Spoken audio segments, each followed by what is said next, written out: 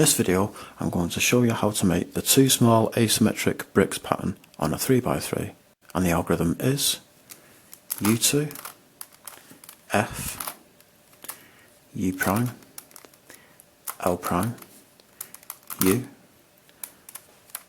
F prime, U prime, L, F prime, L prime, F prime, L, F, and U prime. And there are your two asymmetric bricks. So this is a bit different from the two small bricks pattern, as you can see.